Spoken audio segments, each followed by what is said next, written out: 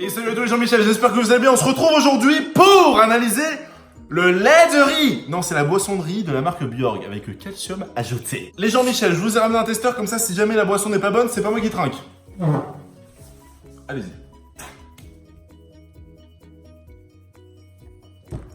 Excellent! Et on passe au rayon nutritionnel, Michel. Pour 100 ml, on a 42 calories. C'est moyen. On a 0,9 g de graisse, dont 0,1 g de saturé. C'est bien. On a 8,5 g de glucides. C'est moyen, dont 4 g de sucre. C'est pas bien. Michel, pour 1 litre, tu auras 40 g de sucre. C'est ce qu'il te faut pour presque 2 jours. Pour terminer, on a en fibres, en protéines, on a moins de 0,5 g. C'est vraiment nul. Et pour terminer, on termine encore, hein. On a 0,09 g de sel. Ça va, ça passe. Et on passe aux ingrédients, Michel. On a de l'extrait de riz, de l'eau. Bon, d'accord, super, ça commence mal, c'est que de l'eau. On a 10% de riz. Michel, dans ce truc, on a que 10% de riz. Et ils te vendent ça 3 €. On a de l'huile de tournesol. Ok, bon, des graisses dans une boisson, pourquoi pas.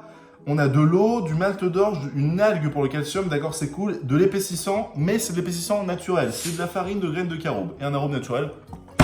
Ça fait plaisir, mais 10% de riz, ça ne fait pas plaisir. Bien évidemment, on n'oublie pas que Michel, cette boisson est bio, donc ça fait plaisir. Les ingrédients sont de meilleure qualité que si on avait la même boisson en pas bio. C'est logique, il y a moins de pesticides. Et on passe au point positif, Michel. On a du calcium ajouté. Donc, si tu avais peur de remplacer ton lait de vache par du lait végétal, pas de souci, tu auras ta dose de calcium, Michel. Deuxième point positif, Michel, c'est un bon substitut pour toutes les préparations. Ça a presque le même goût que le lait. Et en plus, tu as la même texture, donc forcément, ça fait plaisir. Et on passe au point négatif, Michel. Cette boisson est vraiment trop sucrée. Comme je te disais, 4 grammes pour 100 ml, c'est-à-dire que pour le litre, tu as 40 grammes de sucre. Et c'est ce qu'il te faut pour presque 2 jours. En moyenne, il faut 25 grammes de sucre blanc maximum par jour si tu veux être en bonne santé. Deuxième point négatif, Michel, on commence par de l'eau. Donc déjà, tu ne bois pas du riz en premier, mais de l'eau. Et puis après, ils te mettent du riz, mais seulement 10%. Donc tu achètes 10% de riz avec de l'eau et du calcium pour 3 €.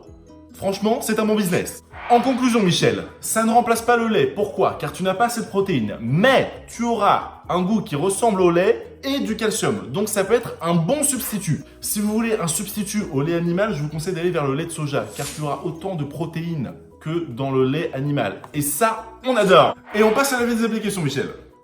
Je scanne. 88 sur 100. On a un produit naturel, je suis d'accord avec eux.